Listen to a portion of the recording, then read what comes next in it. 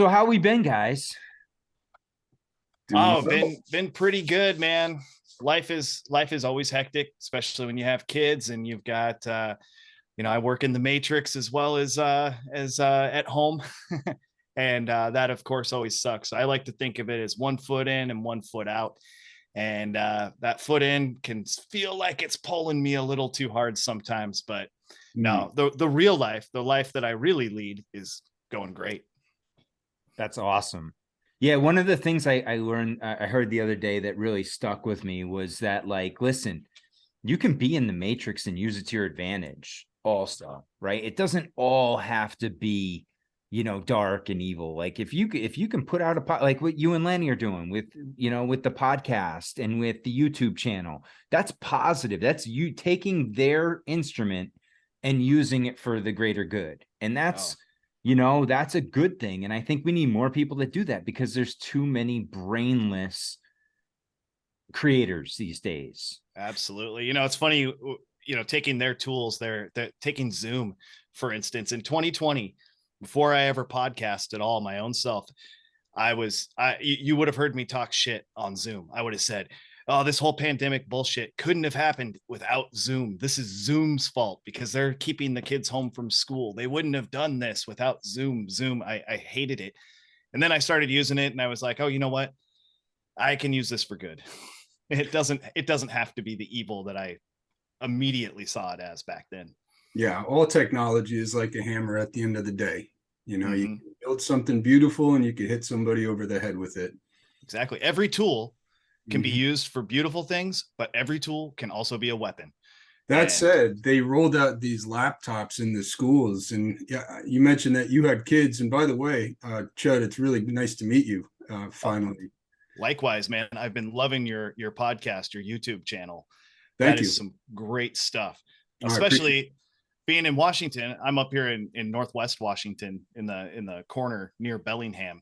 And I've always wanted to like do the underground tour in Seattle. I it. think I'm going to be doing that in the next couple of weeks with my son.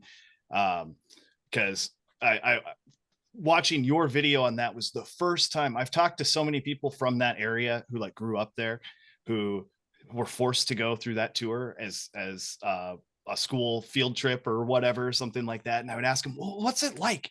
Is it is the city up on stilts? Because I was under the false impression that the city had burned down and then Mhm. they rebuilt above it, and I just couldn't quite grasp it. But finally, your video was now I can see with the retaining walls coming up. I mean, Right. yeah, I still have a lot of questions, but Yeah, it no was the kidding. first time Me that it too. actually made some level of sense. Yeah, Seattle history is a riddle and an enigma and a mystery. And it took Yeah, a couple months for me really looking at it and going through a couple of dozen books to really end the tour and just walking around downtown to really kind of tease it apart. And even now, it's just like, do I have this straight? Because I mean, they cut, sections down, they filled in the tidal flats, they built the city burned down, they built a city again in record time, like the World Fairs. And then they knocked a lot of that stuff down and, rolled out these modernist type, contraptions. And exactly. it's, And that's what I want to get into tonight is Seattle is, as you just described, it's a mystery, it's an enigma. You can't quite hammer it down and understand its true history. And I'm up here in Bellingham, like I said, and I am looking in my own backyard. And as I've become more awake to these things, I've realized that Bellingham is just like Seattle in its own mm, slightly smaller way. And in one of your videos, you started talking about Port Townsend as well, or maybe that was when you were here with Matt. And that made me, I've been to Port Townsend a number of times. I'm going, yeah. And there's other small towns that I've been to that the more I'm starting to come to this conclusion that if anybody digs into their own local history, they're going to find the same kind of stuff no matter where you are. I was just up in Port Townsend over the weekend and went around with a buddy of mine taking pictures of, old world buildings. And Port Townsend has an underground. Port Angeles has an underground. And you go down, Portland, of course, has an underground. It's very strange, and they each have like a little bit of a different backstory. Mm-hmm. Yeah, absolutely. And Bellingham's is no exception. It's completely different than what I've heard for any place else. Um, I first the first inkling of underground Bellingham came to me. I'm born and raised here. I'm fifth generation living here, and my dad used to work construction, and we were at a park where we could see the Bellingham Museum, which is a former city hall. So it's a unique building. And he was talking about it, and I was pretty young, and he was saying, yeah, I actually worked in that basement doing construction. And one of the guys was working with a jackhammer on the floor. That's the building. And he was working on the floor with a jackhammer, and just poof, the jackhammer disappeared. It fell through the floor. And he himself didn't go down, but someone went down to go retrieve it, and they came up and they went, guys, you got to see this. And one by one, several people went down, and it was an empty void that just continued on. It seemed to go in one direction towards the city as far as you could see. And he was like, yeah, it was, I guess we're built up just like Seattle is, you know. And it was like, oh, okay. You know, and I was just a kid, and just kind of put that in the back pocket of my brain. And I was like, wow, that's crazy. And then a few years later, I was living in downtown Bellingham in a little studio apartment across from a triangular building. Looks a lot like the Occidental Hotel shape, not architecture wise, but you know, just that triangular shape, which there's a handful of them in Bellingham, because why? I don't know. They decided to shift the direction of the roads and they made these little triangular spots, and they built perfectly fitting buildings into those. I lived across the street from one, and I would look down at it, and there were glass panels in the sidewalk along the outside of this triangular shaped building. And at night, those were lit up. And I started going, huh, what's that all about? And that was the building. Yeah, that one right there. I lived in the apartments that you can see on the other side there, the short building, probably like the third or fourth set of windows down. And by weird happenstance, I was at a wedding, and I was talking to a guy. He was also from Bellingham, and I was asking him what he did. I can't remember what he did, but he was retired, and he owned this building, and now all he did was maintenance on it. And I said, oh, what's up with those? Are those skylights in the sidewalk? And he went, oh yeah. The basement of this building that we're looking at right here goes all the way out across the road. And he said, I'm pretty sure, because there's welded off doors down there, they would go into the basement of the building you live in. And I was going, what?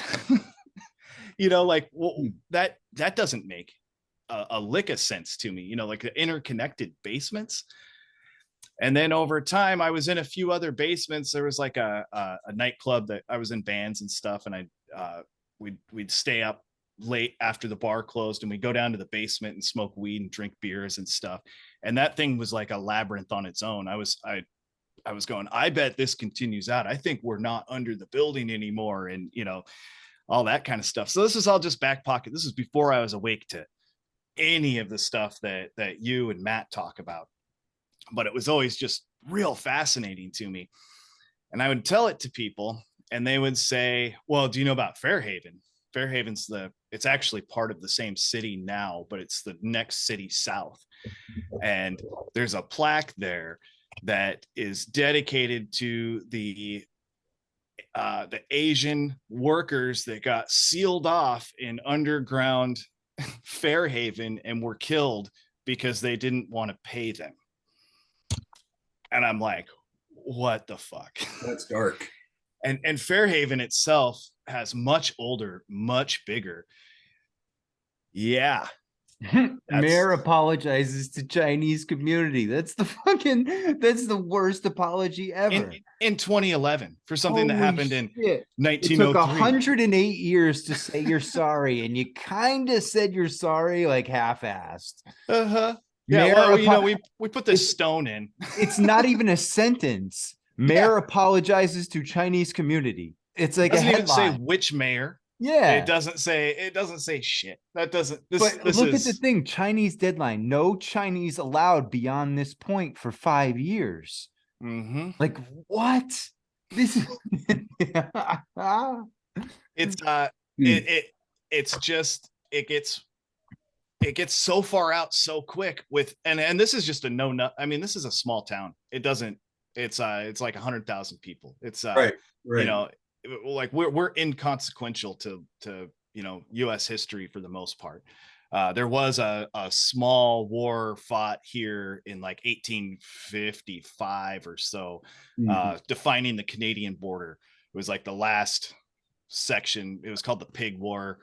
No one died in it. It was, but it was a very small, but that's about it that Bellingham has had on US history. Is that what war is like with Canadians? Like nobody dies? Yeah, nobody dies. Hey, It's called the Pig War. I can't remember why it was called that, but it had something to do with someone's pigs crossing over the border where it is the border now. But they said they owned all the property, and they said, okay, we gotta finish this. And they ended up constructing in Bellingham, Fort Bellingham, to fight, I guess, Canada, or I'm not sure what territories these would have been called at the time. I haven't looked into the pig war for a long time. But all of this led me to now more recently, I started going, okay, I gotta know what's up with underground Bellingham. It's okay to talk about it, but it's not known by anyone at the same time. Mm. So I started looking at this. There was a picture published about 6 months ago in a small local publication that said, it was a section called "What's the deal with?" ? And it was a picture of a car that had fallen through the floor of a downtown mechanic shop in the 1950s. And it said that this was easily explainable because of the Seaholm mines, which Bellingham was built on top of. And I was like, oh, okay, Seaholm mines. How did I get this far down this, living here my whole life, that I never heard about these mines? And I start looking into these mines. And these mines existed from like 1855 to 1890 at best. There are no maps, and no one knows where they are because they were being controlled by a business, a coal mining business out of San Francisco. And guess what happened to all the records? They burned up in a They fire. burned up in the Great Fire. It sounds like throughout America, there were like these Jurassic gophers that were just tunneling underneath, and then all of a sudden, yeah, we just claim it. But every city, or you're hearing about it in New York City, you're hearing about it in the Midwest. You go to Chicago, Kansas City, you go out west, you go from California all the way up the coast, Oregon, Washington. There's tunnels everywhere underground, and it's like every area has a slightly different twist to it. And it's almost kind of like their interpretation of the flood story. Every culture has their own little spin to it. They call it by different names, but in the end, it's all around the same time frame, and everybody has their own little twist to it. So yeah, well, what we keep bumping up against is the realization that this realm, like this land, is so much older, has been occupied and built upon for so much longer than any of the history books would indicate.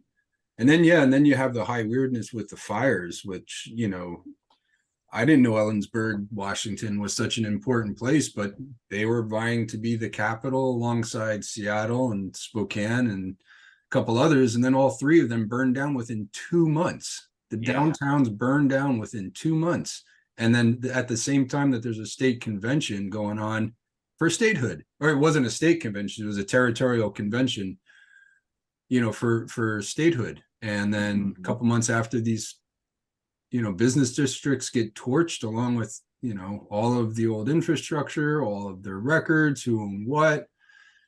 And then sure enough, Washington joins the Union, and they just start over, just knock down what was there and lay out a new infrastructure. And then they choose Olympia as the state capital, yeah. which I just drove through there within the last week, and I didn't get off the freeway, but I could see the Capitol building, and I'm going, oh, look at that. Would you look at that? It's beautiful. Yeah, I took it really is. Yeah. It's Hey, having been in the tunnels, Matthew, how old do you think they are? Just feel, and by your eye seeing them, what kind of vibe did you get out of them?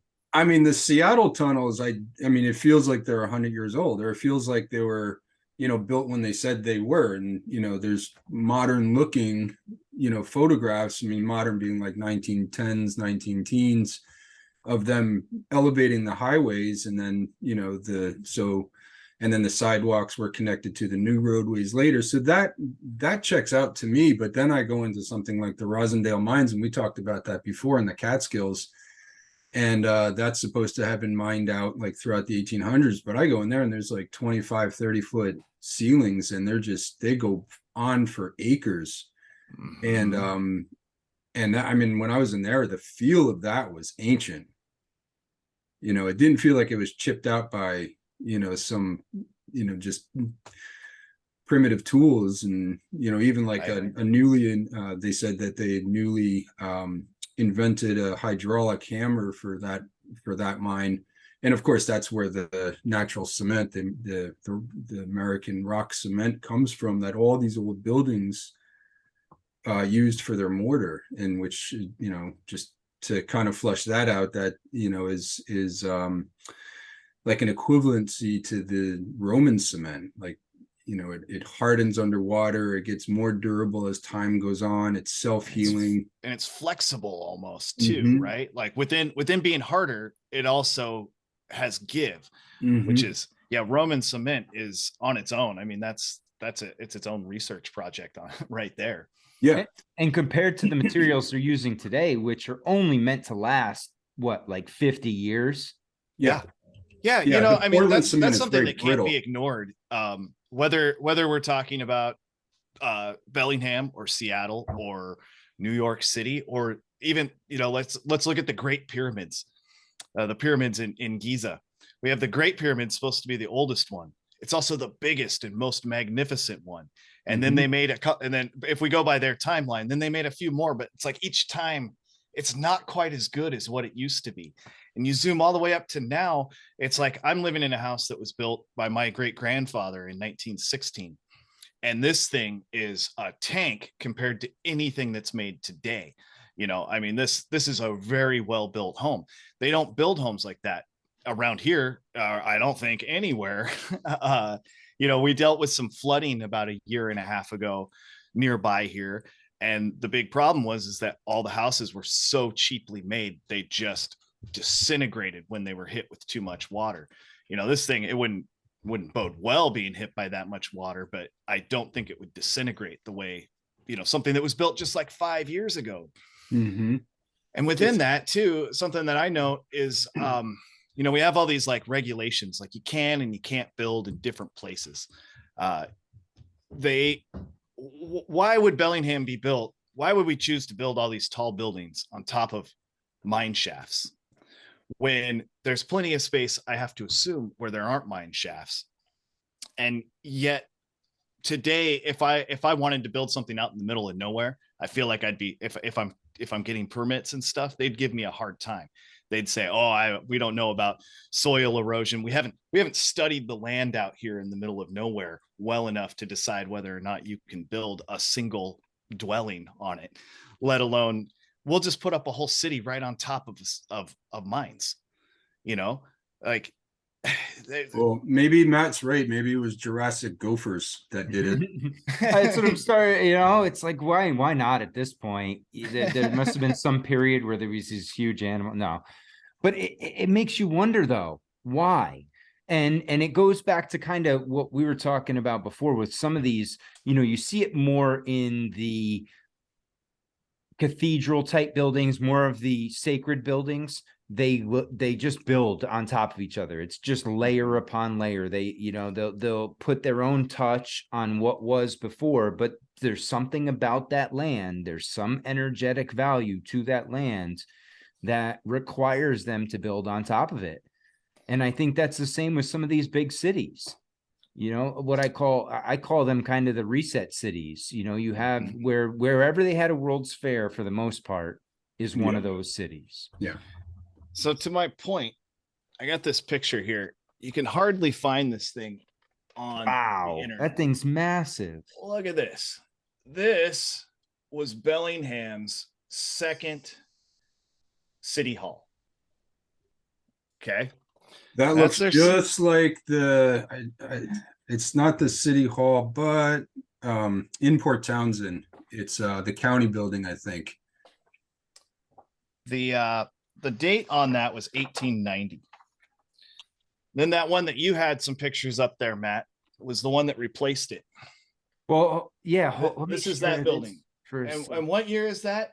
1892. Mm-hmm. So they built that first one I showed you. And 2 years later, they decided to build. I mean, it's a cool looking building, but when you're right up there, and check this one out. Look at that. This is from Missouri. This is what our friend Jeremiah sent me. So, I mean, that looks eerily similar to the one we were just looking at on yours. Yeah. It's and something interesting about this one that I just showed you here is you pretty much can't find that picture on the internet or any pictures of this thing. I can find some like small ones that I can blow up and it's all pixelated and stuff. It wasn't until I picked up this really shitty book. It's got great photos, but it's a horrible book. Called that's Back. That's the way most of the narrative books are, but what you can get out of it are the photos, right? There's the evidence. Right. And then you can go and look at other sources, because that's what I've done with a lot of these books. I'll just scoop them up for the pictures. Mm-hmm. So I have that proof right there. Well, and and to why this book sucks, like what it says underneath that picture is that it was bought by this guy with the last name Peterson, who decided to dismantle the building. Okay. That's all it's got. But I've dug at that really hard. And what I found is the guy actually lived in Alaska, and he bought that building, the old city hall of Bellingham, Washington, and moved it brick by brick up to Alaska as riverbank reinforcement rocks. What? Why? Yeah. That's silly. It's just a silly story. It makes as much sense as the beaches that they made out of the World's Fair buildings.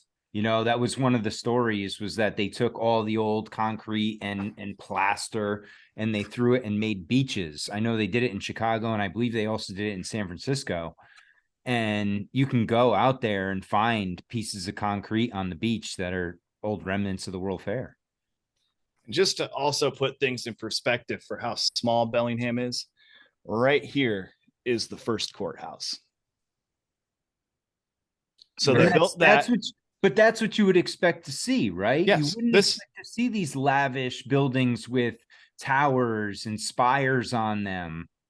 You would expect to see these cookie cutter boxes.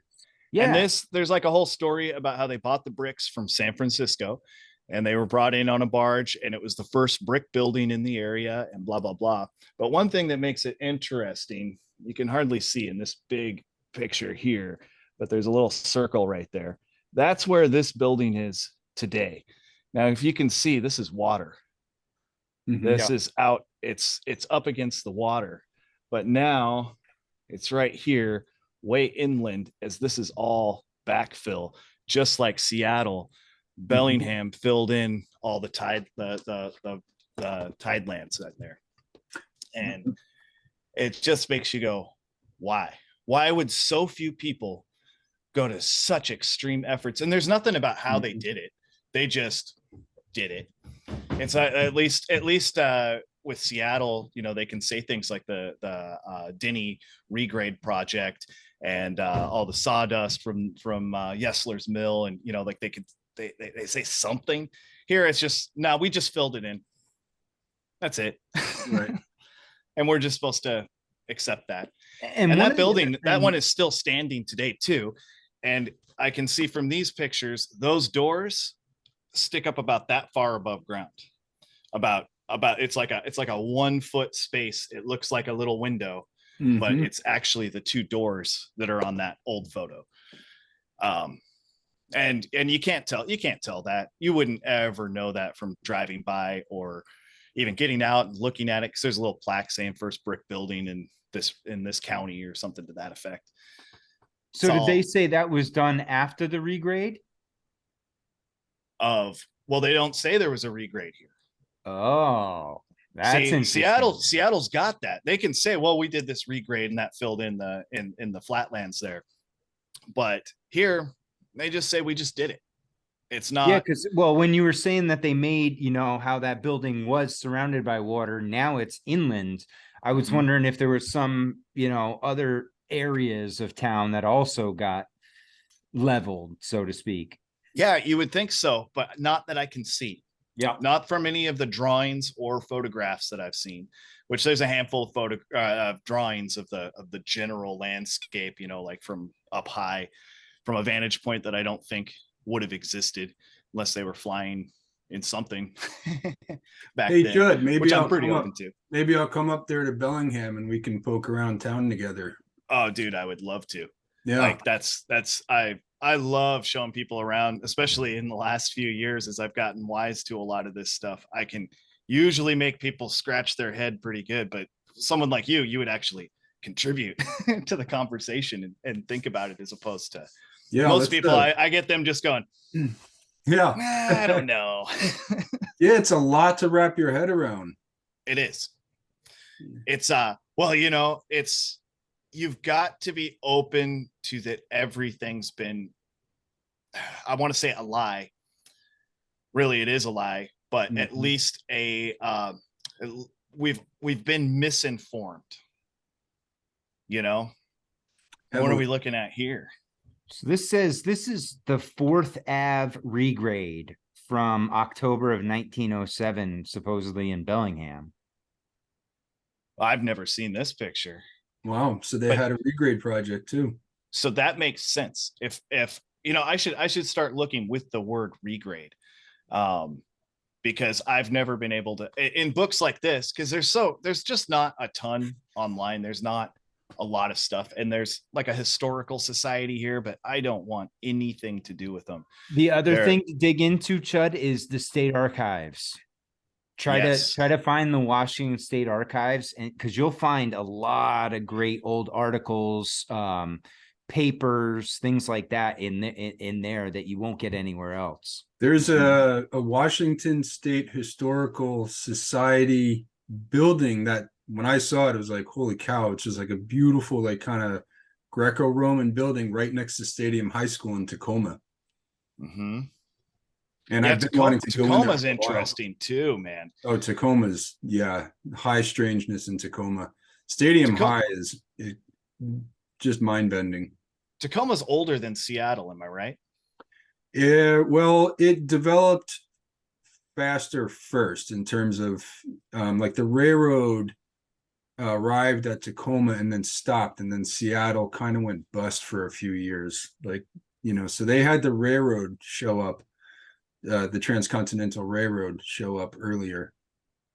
Is this Bellingham again here, Matt? It's what it says. Yeah. I think that's Seattle. That's Bellingham. I think this looks more like Seattle, doesn't it, Matthew? It does. Yeah. That looks familiar. Let's see. This is from.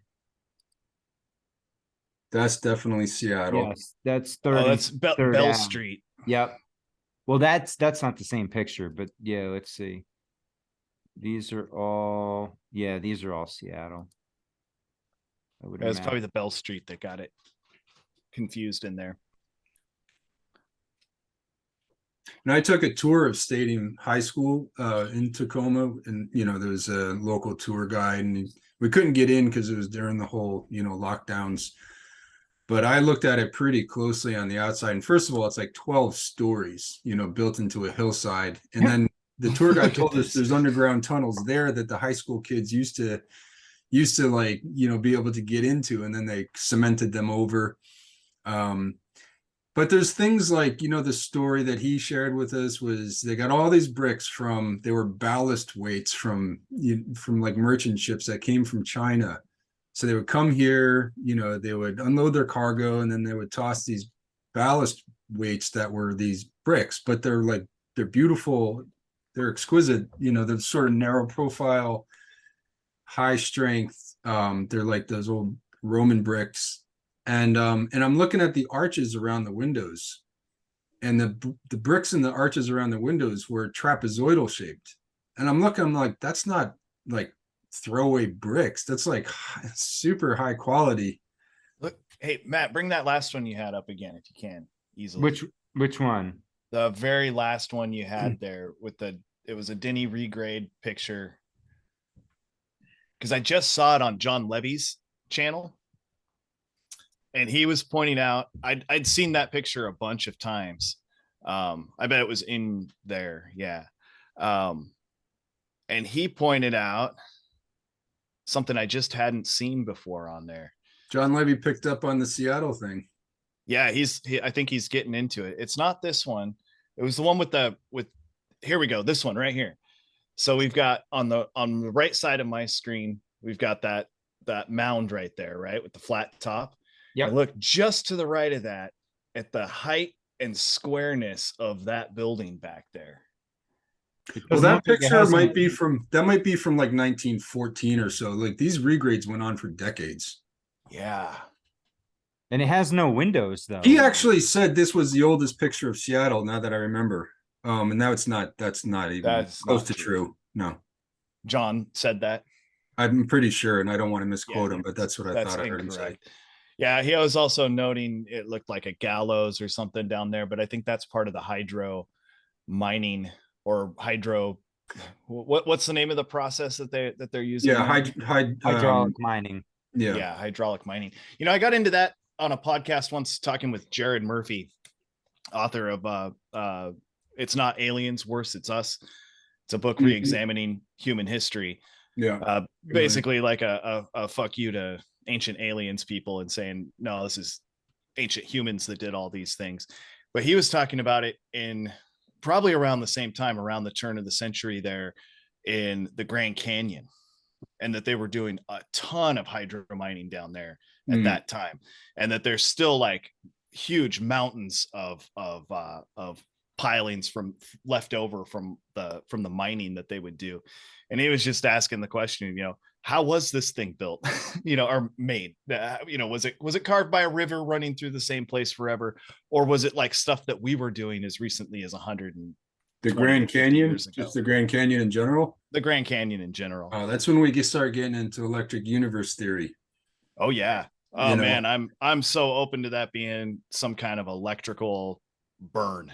It's a Lichtenberg plasma discharge carving out, it's pretty kind of what it said in the Bible. Valleys are carved out, and mountains are cast down, and you get into the old mythologies of like Thor and Indra having a thunderbolt, and I just love it. And speaking of thunderbolts, that's the organization, the outfit that really got me into electric universe theory. And their chief physicist, Wal Thornhill, who like rearranged my thinking on pretty much everything, he just passed away. So that was a big surprise. And just take a moment to give homage to his legacy, because he was really able to explain the physics behind, how everything is pretty much electrical. And by everything, I mean, existence, our reality is electrical, and he explained so many things, like how that run contrary to modern physics, how for instance, this, stars and the sun in particular they're not powered from within, like nuclear furnace, but they're actually powered from without, at what they call pinch points of these Birkeland currents that go through space, these electromagnetic filaments, basically plasma. Yeah, filaments. Plasma. Yeah. It's like the idea that space it's not empty space, but like a plasma that can carry currents and things like that. Am I right? Well, what it does is what this theory implies is that the ether is real, and that the ether has electromagnetic properties. And I'm a layperson when it comes to this, and I kind of get myself into trouble trying to explain, the electrical engineering of it. But say plasma it's 98% of matter is plasma. The matter, the realm that we experience with liquid, solid, and gas is a small percentage of all the matter out there. Everything, I mean, life is pretty much plasma based. Yeah, and there it's you go. also electrically based as well. Like you get into like, how does the brain work? And it's electronic impulses. So what you just showed there is pretty much how the Grand Canyon was carved, if you look at it through the lens of the electrical universe theory, because plasma phenomena is scalable. Yep. Fully Exactly. scalable. So whatever happens in the micro scale also happens on the macro. Mm-hmm. And what is that giant ball that sits above our head? It's plasma, right? Mm-hmm. I mean, it makes sense. And when you start looking at this thing, like you just said, Matthew, at the macro and microscopic level, because what we see throughout the realm are repeating patterns, whether it's the sacred geometrical, like we got into with Dave and Brandon, we were talking about the all of the different models that use the same, it boils down to the same thing. It's all going back to just sacred geometry, Fibonacci sequence, the golden ratio, things like that. And it all branches out from there. But you see it at both levels. You see it on the larger level, and then also at the microscopic level. It's as above, so below. As small, so big. Yep. It's fractal in that sense too. I think it keeps getting bigger, but it also keeps getting smaller. And I think it's kind of the same thing on all the levels. What do you guys think of the, speaking of fractal and sacred geometry and ether, what do you guys think of this idea of the holographic universe that basically, our realm is, that we exist in a holographic universe? What are your thoughts on that? I love it, but I don't know much about it. I'm very open-minded. I have no answers. I'm a questions machine. The deeper I go, the more questions I have on everything. I haven't dived in particularly on holographic universe, but the little bits that I've heard, I'm all ears. Mm-hmm. What do you think of it, Matthew? I'm with you guys, I'm with you, Chud, at least. I think it's anything right now that makes me think, and gets me outside of that box. And whether I agree with it or not is beside the point. It's, can you rationalize? And what I like to do now is try and look at both sides of it. How can I prove it true? And how can I say, oh, this is bullshit? And then it's probably somewhere right in the middle. Mm-hmm. What do you think, Matthew? I mean, it definitely jives with my experience, and I specifically now, for people that don't have any understanding of it, can you kind of give like a 30-second high level? Not sure. I mean, it's, it kind of gets back to the idea of, well, we've sort of already touched upon it, that everything is fractal, the ether is real, and we exist within this sort of primordial soup of electromagnetism, and it takes on various forms, plasma being the most common. I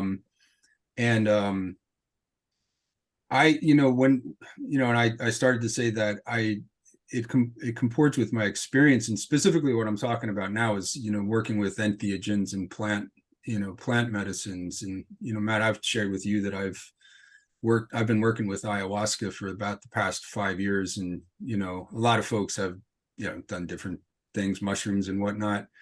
But I feel like when you're having those experiences, and this, the sort of, the reducing valve of your brain being a receiver kind of, most of our waking life blocks out, most of what's out there. So we're only taking in kind of what we need to survive and perceive our immediate reality. But then, these substances open up that reducing valve and allow us to experience a much broader, bandwidth. And I think I feel like that's what we're interfacing with. We're experiencing that sort of holographic nature. Yeah, I'm with you. I mean, I often come back to different types of simulation theory type things, but I don't like the idea of, I don't think that we're in a computer. I think that's too easy. Mm-hmm. I think comparing life to a video game it's just way too obvious in 2023. And I don't think that's really what's going on, but I don't know, things that I've entertained a lot throughout my life, things like collective consciousness. Mm-hmm. I've looked at, I've always been curious about consciousness. And with that, like, I've gotten into the idea that our brains aren't creating the electrical pulses, like I mentioned earlier, but instead that they're a receiver and that we're getting this from somewhere else. And, I've entertained a lot of these like really far out ideas that don't necessarily make a lot of sense in the firm, hard, fixed reality with which we're presented today. The world as it is described to us. Mm-hmm. That I don't think that's where our consciousness lies.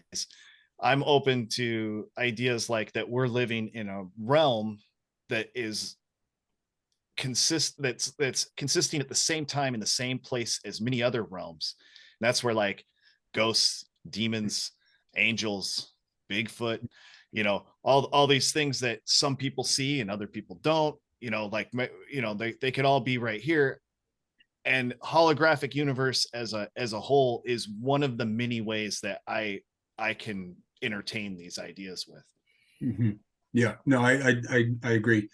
And again, having done ayahuasca almost 60 times, I've seen things, and those things to me now are as real as my waking life. And I don't always experience them in my waking life, but I've experienced them enough time. And then you get validation, where you'll have two people, or I'll have, I call them the curanderos, the person in the shaman's seat, and they're singing Icaros, and it's all about cleansing. This is kind of what makes ayahuasca a little distinct as a plant medicine modality. It's a lot about cleaning your energy.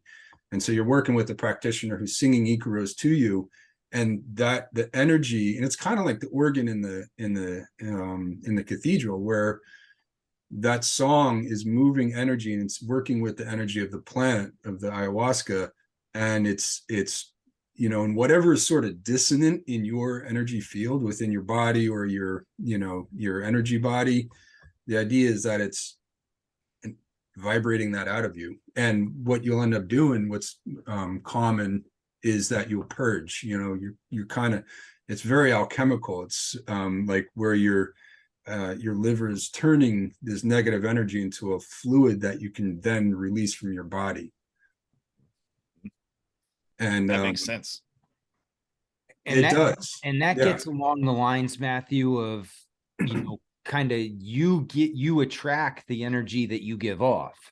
Mm-hmm. And, depending if you're in a low state, you're going to attract that low, dark energy. If you're in a better state of mind, if you're, so to speak, vibing higher, mm-hmm. you're going to attract that higher vibrational frequency back. And, I'll speak firsthand to it, because there were times where I was in a bad place and attracting negative people that just added to it. And then there's been other times where I've been putting out, different vibes and attracting those sort of people. So there is definitely, I think everything boils down to vibration, frequency and vibration. If everyone you meet in the course of a day is an asshole, there's a really good chance it's you that's the asshole. Right? There's one common factor. Yeah. It's so true though. That's the other part. We have to look in the mirror too Uh-huh. and be realistic with ourselves, because I think, especially in today's day and age, it's easy to get crazy real fast, Oh yeah. and get into these things that, do they really mean anything in the end? Because what matters is what's around you, what you can touch, what affects and impacts your family, your livelihood, because a lot of it's just nonsense and distraction. And granted, there's nothing more enjoyable to me right now than going and researching old buildings and stuff. But in the end of the day, is it going to solve anything? I'm not going to cure hunger or solve homelessness or anything. But again, it's better than sitting there and watching, mindless television. That's for sure. Right. That's like, Well, like I was saying earlier too, with the 1 foot in, 1 foot out of the matrix. The things that really matter to me are my homestead, my family, my podcasting, and I'd love to say research, but I don't do that much research these days. uh, but it will be again at some point in my life. But it's so easy to let those vibrations get distorted when I'm out there doing the things I don't want to be doing. And if I spend too much time out there, my vibration, my attitude, my everything starts becoming lopsided.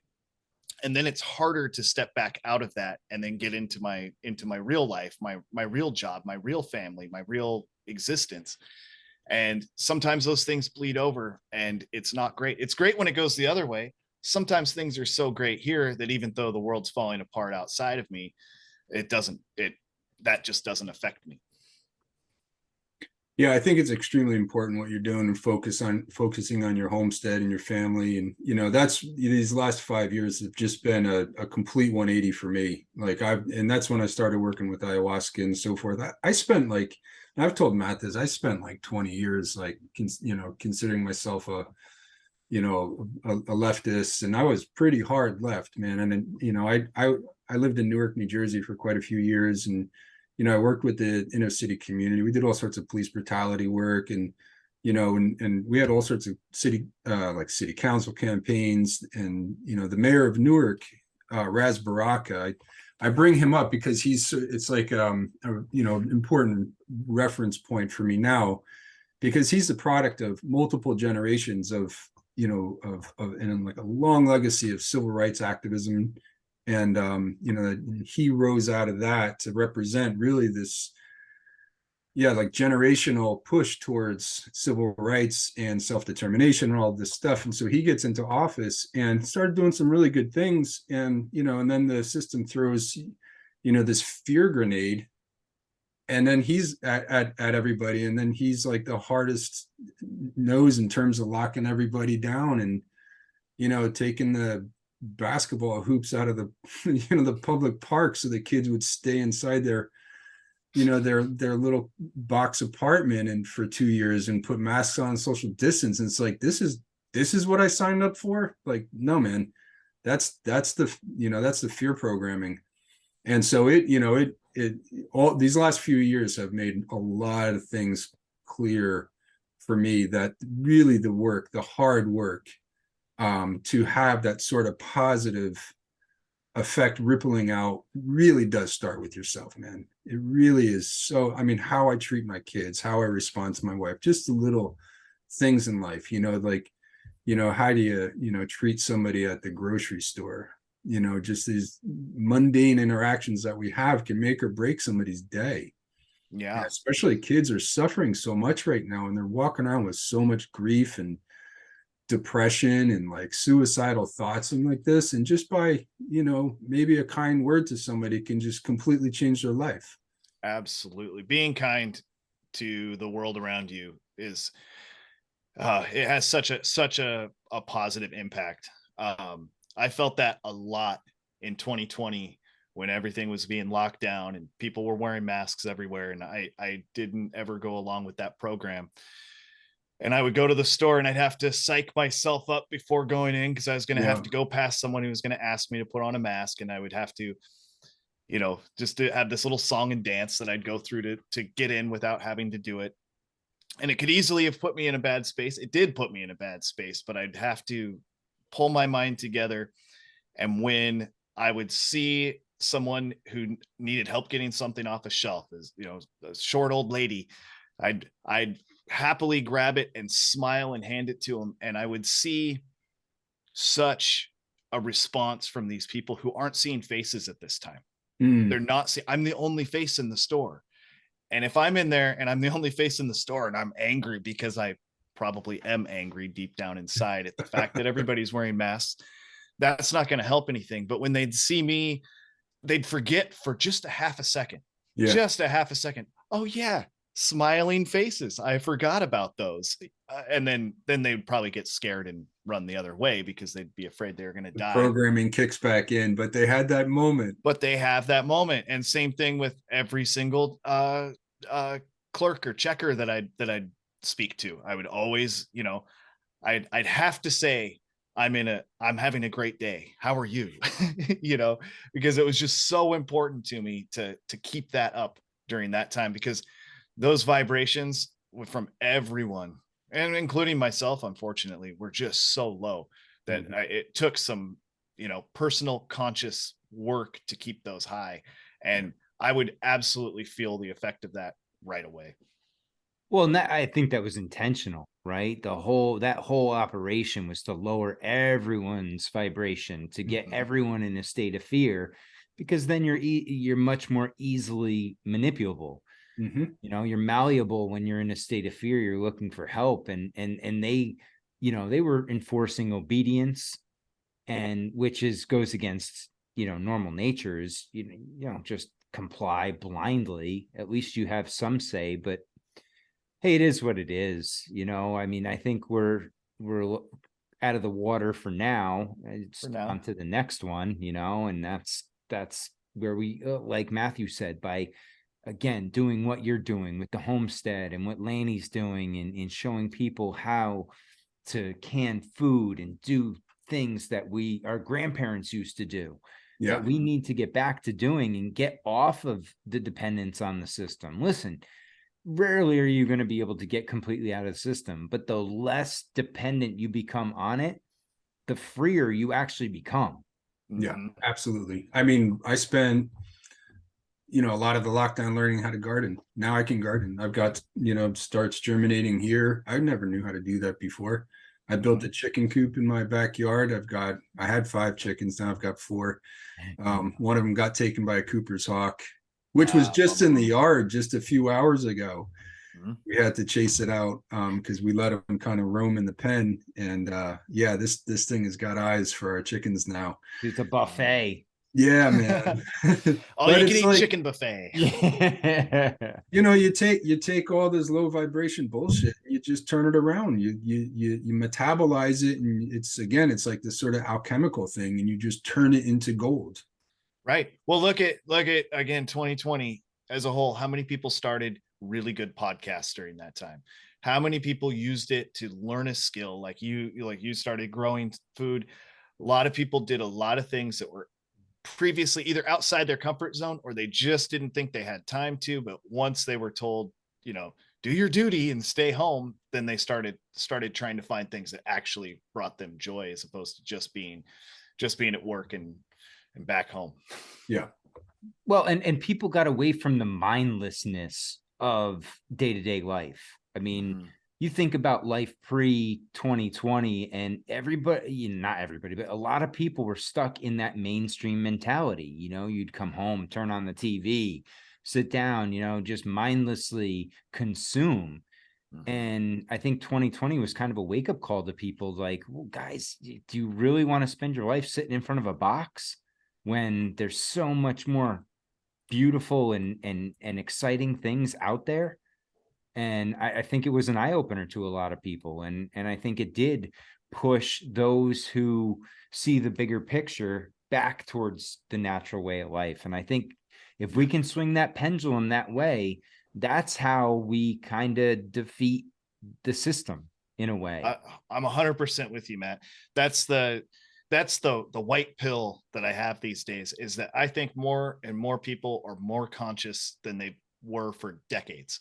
I think that a lot of people, I think more and more people are willing to hear things that people like myself and you guys have to say. They'll just hear it, you know, even if they're not 100% on board, they're willing to hear it. Whereas before they were shut off, they would say something to the effect, at least in their head, they would say, this doesn't matter.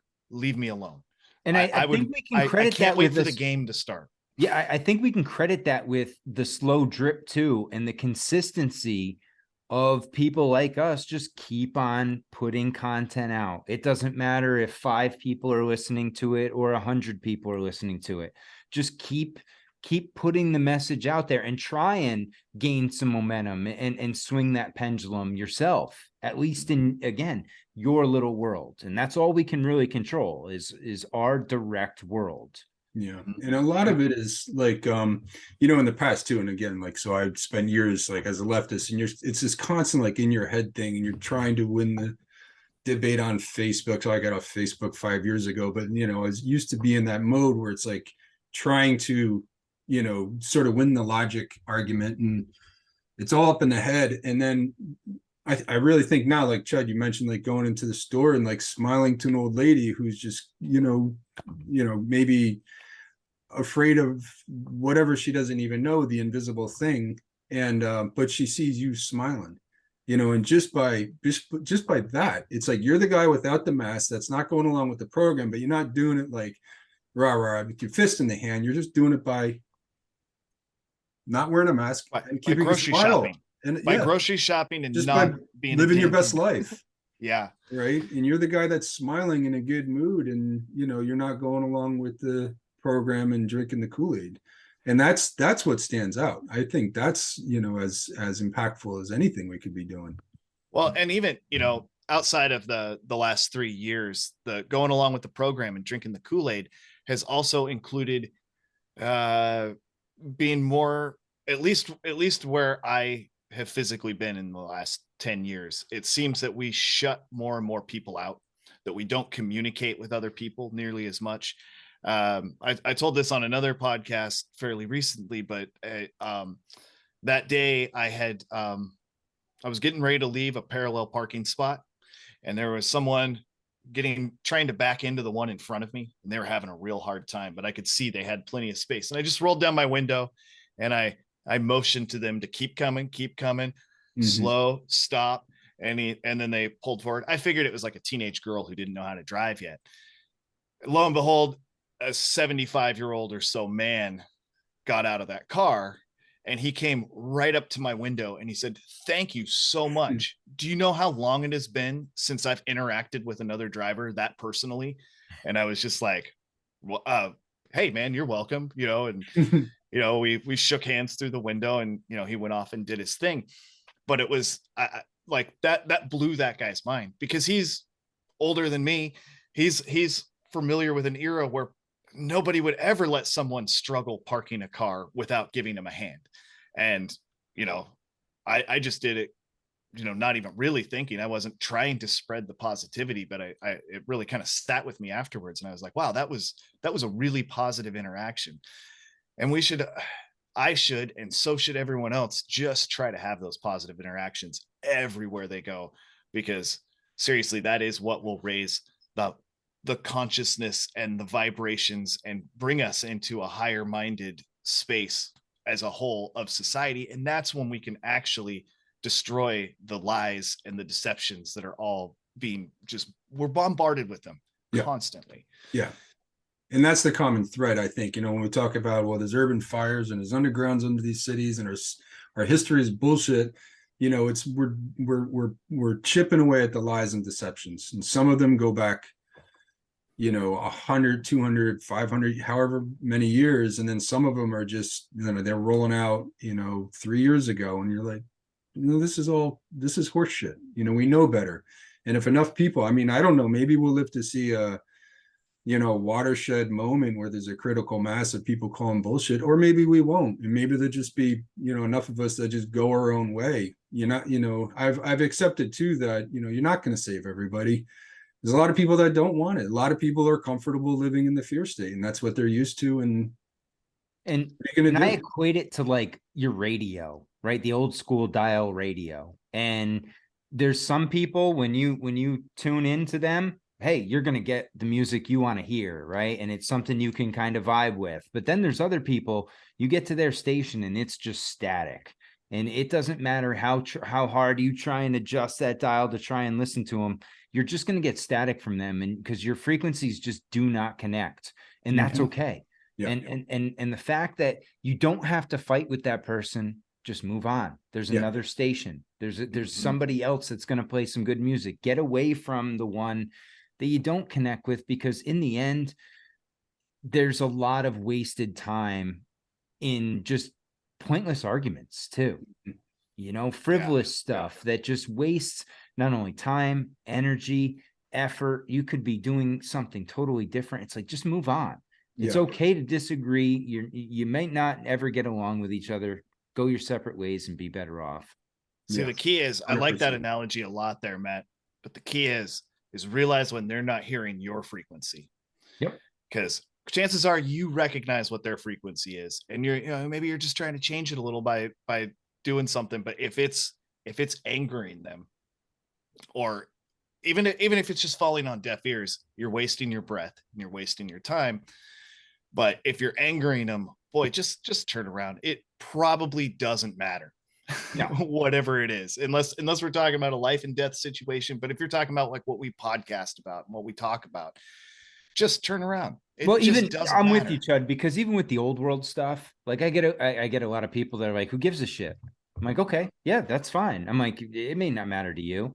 And then I'm like, okay, I'm moving on. I'm not even going to waste time trying to explain to them why they should care about it, because obviously they don't. So why? What? I mean, and that's they might tune into you someday, because someday they might start to realize in a totally different facet that has nothing to do with old world, that like the government's lying to them about something. And that starts them going, well, wait a sec, hold on. What else have I been being lied to? Wait, what was that guy Matt saying about the old world? And that's one of the things, Chud. One of my first episodes I did was on the kind of the dark side of Disney.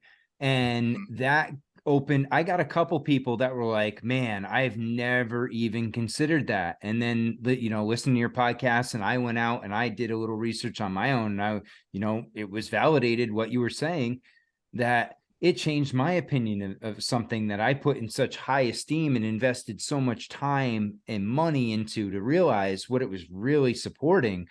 And I'm like, okay, cool. I'm like, yeah, that does something, because that actually meant something to that person. That changed the way they and I didn't overbearingly push it on them. They willingly came and listened and found something out and went with it. And I think that's what we do, though. We're not going to connect with everybody. And there's a lot of people that think I waste a lot of my time doing stupid shit and looking at stupid stuff. And I'm like, oh, that's cool. I'm like, cool. But I think you waste your time too. That's cool. Yeah. But that's the same guy who's watching every NFL game on that's Sunday, what I mean. And just drinking beer every weekend. And it's like, okay, cool, man. That's what you do for fun. Great. Enjoy it. And things like Disney or even NFL, like they're great examples of things that it's really hard to talk a lot of shit about Disney or the NFL or whatever somebody likes, especially if that brought them joy. For me, it was space. You couldn't fuck with space, man. I loved space. I was obsessed with it when I was a kid. I was obsessed with it past a point where I shouldn't have been anymore. And I got back into it when I was in my 20s and stuff. And then when I started questioning some of the things about space that were just a given to me, suddenly I could hear people who were criticizing NASA. But prior to that, I was like it was offensive to me. Hey, have you guys ever wondered why they push NASA and space and the dinosaurs so much on us when we're children? Yeah. And that some stay in that phase their whole life, and some get out and realize, oh, wow, this is interesting. It's wild. I have a 2-year-old. It's hard to find clothes for him that don't have dinosaurs or space on them. Yep. That's or degrading to the father. Head goes in this side, dad. kind of stuff. That's all there is. It's either that or you've got to get plain clothes, and plain clothes are like hard to find almost. You know, they want you to get the one with the picture of the dinosaur. They want you to get the one with the picture of space on it. Every gift for him from a grandparent has one of those two things on it, like across the board. What do you think that is? Matt, what do you think that dinosaurs in space for children? What does that mean to you? I think it's just programming, you know. I think it's getting them into these ideas that, you know, the more you look into them, the more suspect they have, you know, they're part of this newfound story, right? Because dinosaurs weren't a thing in Egypt, right? They weren't talking about dinosaurs. They weren't finding skeletons. That didn't happen until the 1800s. And it's very interesting that around this time that everything is being written for this era, that we're finding dinosaurs. We're all of a sudden able to explore space. And it's also if you question either of those two things, you're fucking stupid. Because scientists have already, I mean, it's not something to question. Well, you know, and along those lines, in the 1800s, a lot of schools were teaching a flat earth model. And then all of a sudden it changed to the heliocentric model and the globe version. And that, again, it's why did we switch? Like, what? It's another factor where they can say, well, if you believe the old way, you know, you're just being an idiot. Well, here's what gets me about the dinosaurs, and a question for the scientists out there. Why do we know so much about what happened, you know, during a mass extinction 65 million years ago, but what happened yesterday in geological terms, like 12,000 years ago, when the megafauna just vanished, you know, from the face of the earth? We almost know nothing about that. And there's this like cognitive dissonance where it's like we can't even wrap our head around the fact that just the other day, geologically speaking, we had co-evolved for our entire existence with gigantic animals and plants. Yep. And now they're not here. And maybe we're still a little bit in shock over that.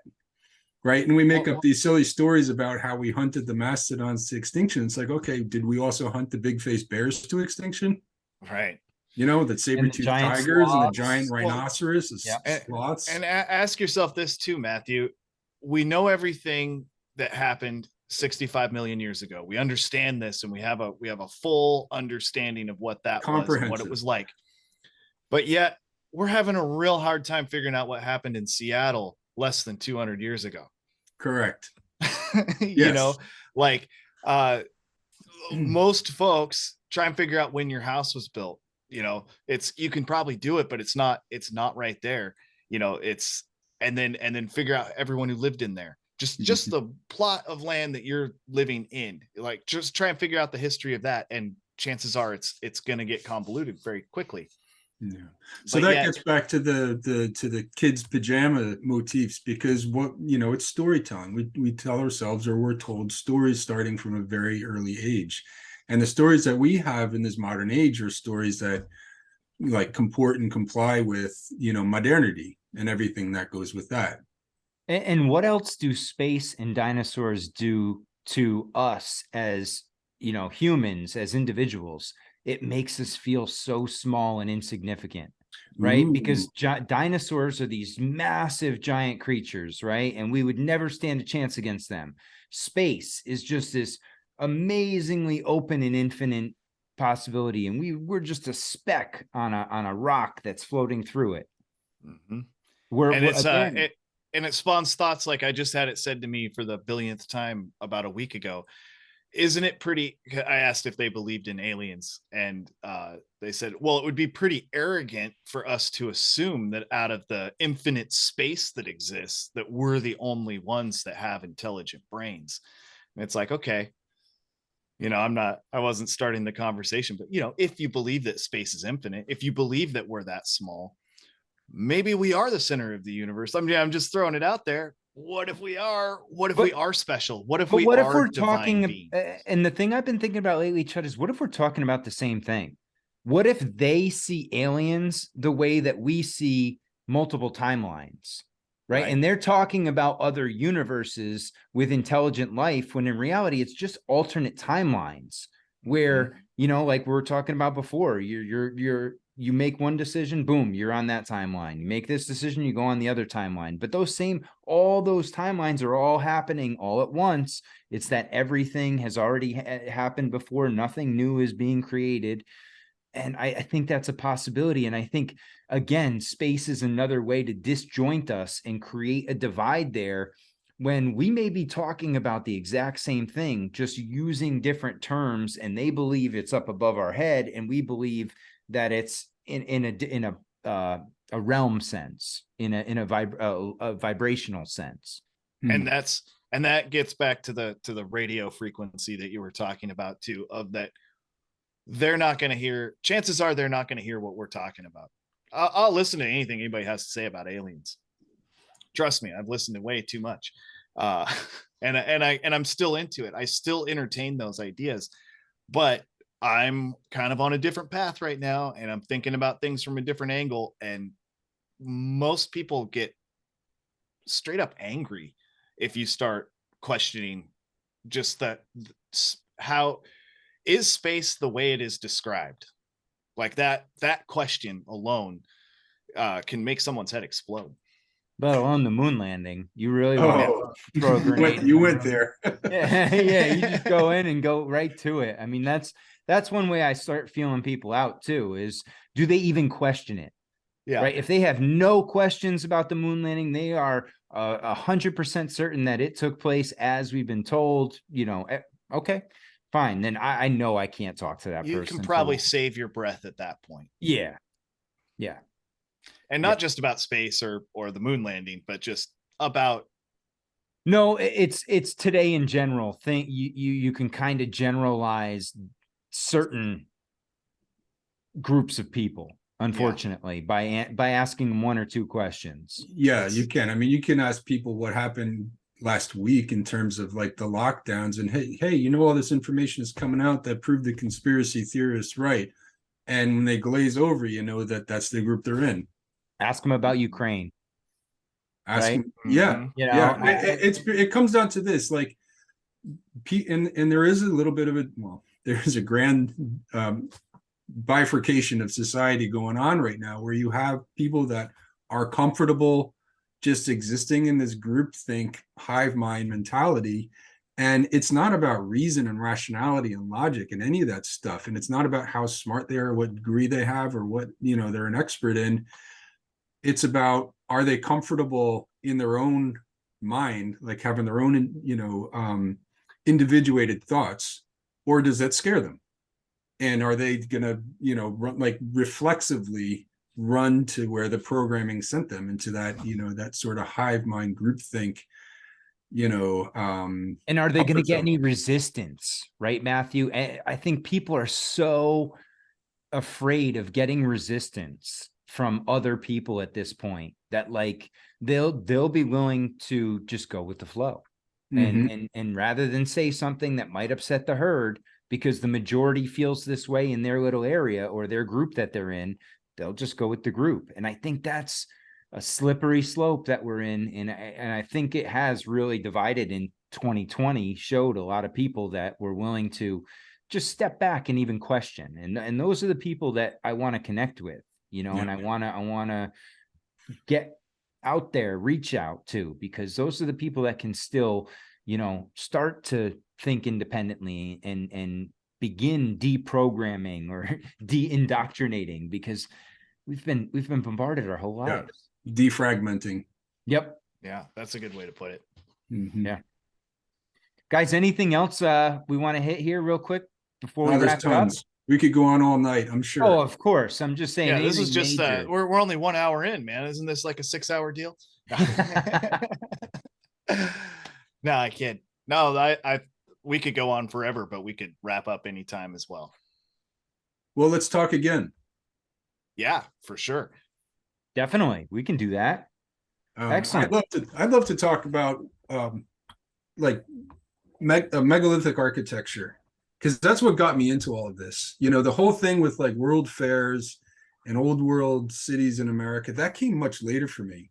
That was like, oh shit, like, the further back you go, the older things get, and like, why are the you know, like you started to say, Chud, like wire, like the deeper you go in the layers, like the more sophisticated and the more advanced, like in Ollantaytambo and Sacsayhuaman in Peru, like these megalithic sites where it's like it's the layers on the bottom, they're bigger, they're more sophisticated, they're impossible. It's like we can't wrap our head around how they even did this. We don't understand the technology, and those are at the bottom. Yeah, that was that yeah. long ago. Sacsayhuaman is a great example of it, because they'll tell you they know everything based on what it looks like up at the top, where there's a bunch of little tiny rocks that are just kind of stacked together, but they're on top of these, like, 10-ton blocks that are all cut together so perfectly that they haven't fallen down for all of these years, and they're still tight, they're still airtight. Yeah, it's super sophisticated, super advanced.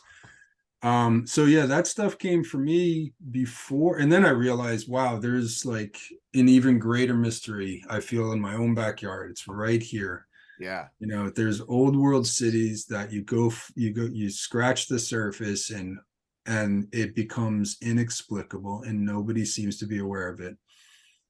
I come from the same direction. I became convinced that we had an advanced civilization at least 10,000 years ago that built things like the pyramids and Sacsayhuaman and the H stones and all these other amazing things in our deep ancient history. And that was I chewed on that for like 10 years of like there was nothing about ancient history that I wasn't interested in from a mainstream perspective or from an alternative perspective, but even the mainstream, because I was just dissecting it. Same as today, if anybody's talking about a World's Fair, I don't care what your perspective is. I want to see it, because I'm gonna find something in there. There's gonna be something good. But you guys can probably hear my dog is going nuts in the background. I think that might be my cue, fellas. Hey, Matthew, before you head out, let everybody know where they can find you. All right. Well, Marvelous Old World podcast on YouTube currently, and we'll see if I can get a Patreon account up and running here soon. And yeah, my architecture work is at dreamdesignbuild.org and on Instagram at Yurt Designs. Hey, thanks again, buddy. It's always fun talking with you. I love it, Matt. Thank you very much. And Chud, where can everybody hear you? They can hear me on the World as It Is Today podcast, where my wife Lanny and I discuss the family unit as it is in 2023 and how we got to where we are. From once upon a time we had the nuclear family, but we see that as a psyop, and that we actually come from what we call a generational farming history that got psyoped into being broken up into the nuclear family before becoming the broken homes that we're all living in today. It's fascinating stuff. But you can also still find me with Adam at Debra Gets Red Pilled. However, you're not going to find me on the Debra Gets Red Pilled feed anymore. You got to join his Patreon, because, I'm worth a lot of money. You got to pay money to see me back there, where we're doing some pretty cool stuff. We're doing movie reviews, and we're kind of having some fun doing some roundtables, sort of all of what you do, Matt, with the Monday Night Master Debaters. And then on top of that, I also got to plug my wife Lanny's Greener Postures podcast, because that is it's doing really well. She's got a Patreon. She's doing workshops.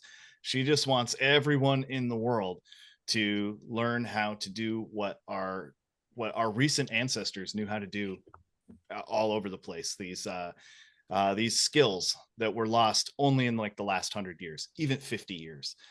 So intentionally taken from us, Absolutely. We've been programmed out of it, because we've been taught we are the smartest and most advanced. The first thing she's going to do is teach you how to grow botulism, because once you understand how to do that, you understand how not to do that. And that's the thing that everyone's afraid of. They say, oh, I can't can. I'm afraid I'll get my family sick. Chances are you're not, especially if you just know some really basic stuff. Don't be a retard, right? Yeah, that's the main thing, is just don't be an idiot. Like, hey, you may make a mistake here and there along the way. It happens, but don't just be, think you know everything. That's when you get in trouble. Absolutely. Guys, thank you very much. This has been great. We will definitely do this again. You can find all my stuff at the Great Deception Podcast, whether it's Patreon, YouTube, Instagram. Thank you so much. Stay strong, question everything.